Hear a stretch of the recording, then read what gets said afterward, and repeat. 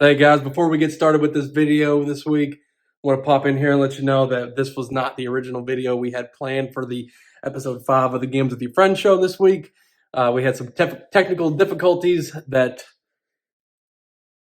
with our audio that it was not working well. Don't know what the issue was still, but I had originally recorded the episode you're about to watch as a bonus content episode. So hopefully next week we get the audio situation fixed and we are back to our normal Games with Your Friends show. But for this week, it's a surprise episode, I guess. Ladies and gentlemen, it's the Games with Your Friends show!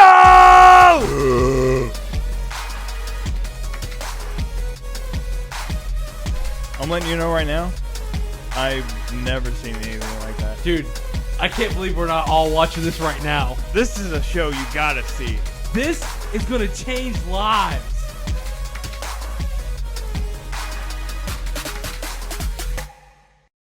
So today's video, we're going to talk about why me, formerly known as a lifelong Android user, why I switched to iOS. Now, there's all this noise, all these arguments about which one's better, which one's this, which one's that.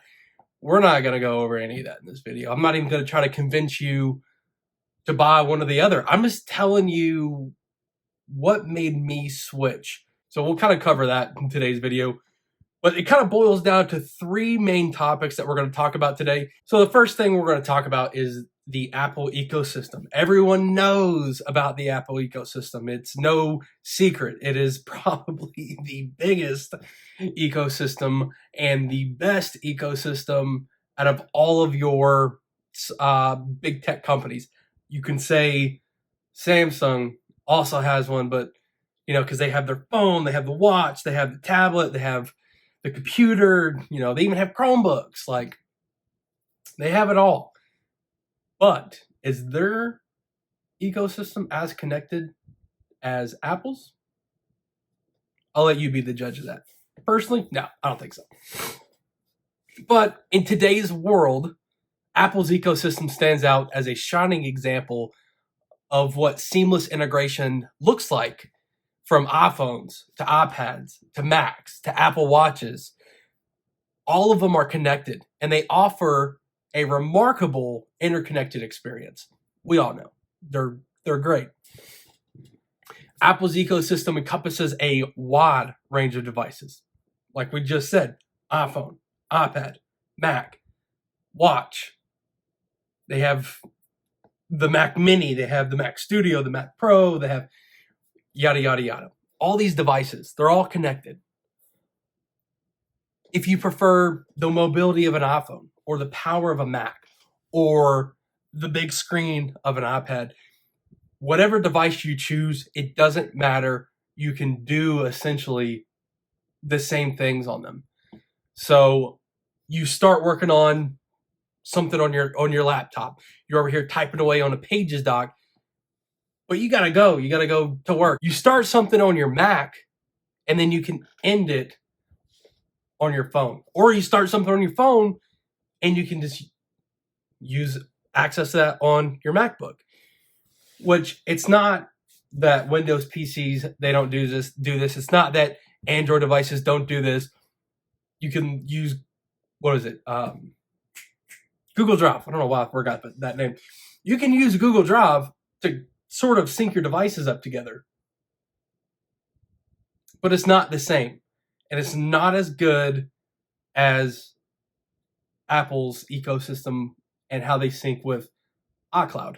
iCloud is the backbone of Apple's ecosystem. It's where all my photos, documents, and data are stored. And that's how all my devices can easily access all the same information. Because you have the cloud, right? We're just going to envision it as a cloud because it's called the iCloud, whatever. You have a cloud right here. This is what houses all of your data. And then branched down from it are all these different devices. You'll have your iPad, your Mac, your iPhone, your second Mac, your third Mac, however many Macs you have, however many iPhones you have, however many iPads you have. I don't know. But all of those devices are connected to this cloud, and they share one cloud that has all of your passwords, all of your app data, that has all of your contacts, that has everything connected to it. That's what makes iCloud better than just using an Android phone and a PC connected with Google Drive. Google Drive, it doesn't. With iCloud, you can do specific device backups. You can on Google Drive, but you can't set up a new device with that backup. And that backup on Google Drive does not sync your settings, your in-app settings, or any of your settings on your device. It is only a file management system to save and store data. And you can set it up on your PC to sync your PC and to sync with all your files in your PC, but it doesn't sync anything else. It doesn't sync your settings. It doesn't sync your browsing data. And I know Microsoft Edge, Google Chrome, they all do to use on all your devices, but I'm talking about just one for everything. And that's what this ecosystem is. Another reason why I love Apple's ecosystem is because of family sharing. You know, it costs for like the big plan, the 1 or 2 terabyte plan of iCloud Drive storage, iCloud storage.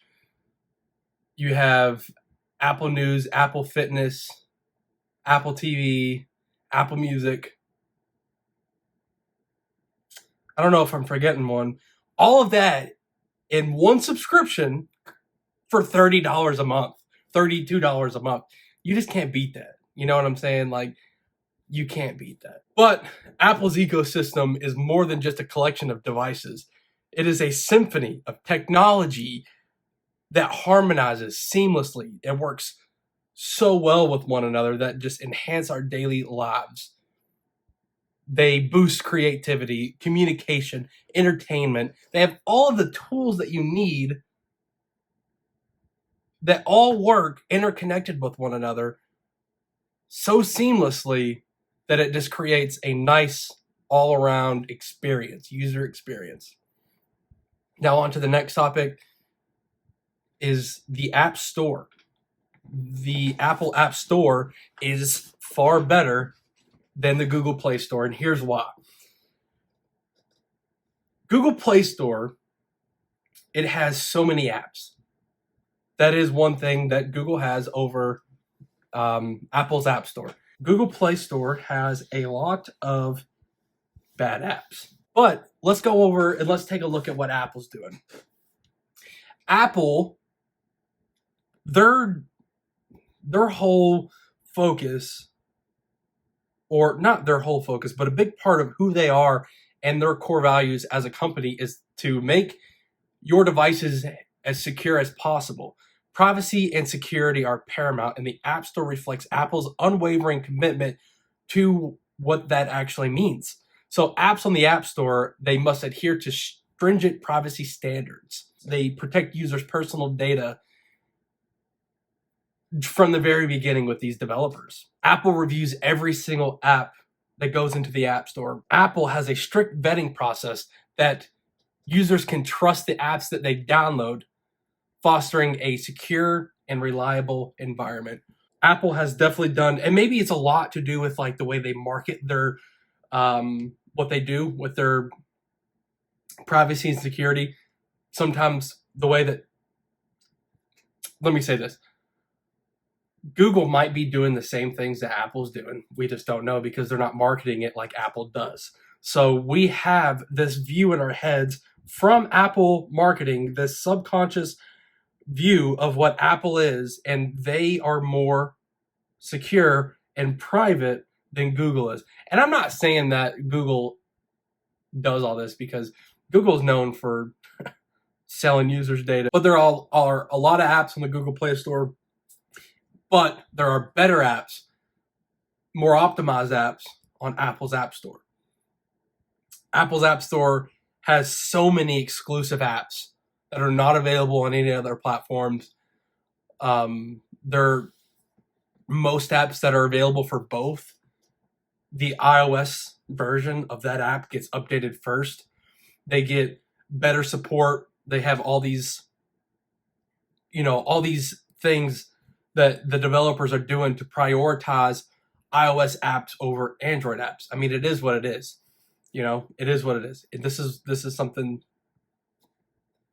out of everyone's control, but you know what? Here we are. I'm using these devices because they're better, and they're better because we're all using these devices. Like, it's a catch-22. There is no getting around it. Like, it's whatever. It is what it is. But the App Store, in my honest opinion, is far better than the Google Play Store. And that kind of ties in to our build quality. And how does an App Store tie in with build quality? Well, let me tell you. The last Android phone that I had was a Pixel Fold. It was a beautiful device, and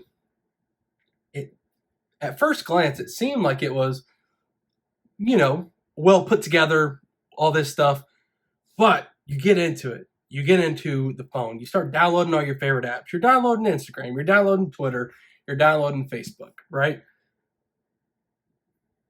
You're like, man, I got this foldable phone. I got this big old screen, and I love it. It's a $2,500 phone. You just want to use it with the screen open. And that's what I wanted to do whenever I had my Pixel Fold.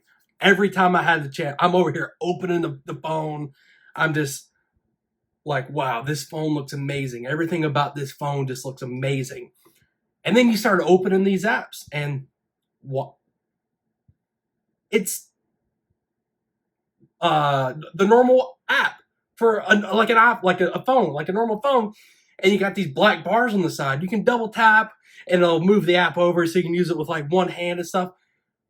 But why would I use it like that? There's half of the screen of the big screen is just black. You can't do anything with it. So that's how it ties in with the App Store or the Google Play Store. A lot of these apps for these Android devices, they're just not updated as much as they are for iOS devices.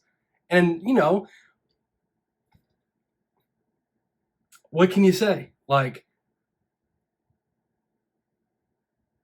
you spend $2,500 on a phone, you want to use it with the big screen, but you can't because these apps don't support the big screen. So you're back to folding it, and you're back to just having just your normal phone.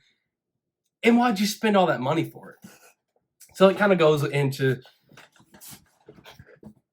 a whole nother topic and a whole nother discussion. But that's kind of like the Cliff Notes version of why I'm not ready for a foldable phone, because the App Store isn't ready for, or I keep calling it the App Store, the Google Play Store is not ready for a foldable phone. So I don't want anything to do with it yet. I don't want to spend $2,500 on a phone that I'm going to be using closed most of the time, because half the apps that I use on a daily basis don't support the big screen. I will say, though, the apps that do support the big screen, they're really good. One of them specifically that comes to mind, and it's been a while since I've used that Pixel Fold, one specifically that comes to mind is the Google News app. The way it's designed, the way it fits on that foldable phone or that big screen, it looks beautiful. There are a lot of pros to these foldable devices, and that kind of goes into, when is the iPhone going to get a foldable? Is it going to be a fold? Is it going to be a flip? Is it going to be something new? Is it going to be the iPad? Is the iPad going to be the first? Are they just going to, do something like that? Or maybe the iPad mini, turn that line into an iPhone that folds, or they'll call it something else, or I don't know. But it kind of goes into our next and our final topic of why I switched from Android to iOS, and that is the build quality. Apple's commitment to quality begins with the choice of materials. And it is widely known that Apple devices feel more premium than any other devices. You can say, like, oh yeah, the flagship Samsung phones, they feel so good. They use the, space grade metal in their outer frames. Actually, that sounds more like an Apple thing than anything. They'll put these bizarre, bogus names. They'll have aerospace grade aluminum, or surgical steel. It's like, is it strong enough to protect my phone? Because that's all I care about. I don't care if it's something that they put on some SpaceX rocket that's going to the moon. I just care about if it's going to be durable enough to hold my phone. And that kind of goes into like the whole like marketing thing. We're not going to get into that. Don't care about that. But what I do care about is the build quality of the devices. Apple's design philosophy emphasizes simplicity and elegance. The seamless integration of hardware and software is not just a slogan, but a core principle. They control every aspect of their devices from the software to the hardware and everything in between that comes out as an Apple device. They designed it from the top down versus, let's take Windows, for example. There's hundreds of different people making Windows laptops. There's only one person making Macs. So that's where people get the good picture of Apple in their head, because there aren't any bad Apple devices, because Apple controls everything from the top all the way to the bottom, and nobody else has any say in between.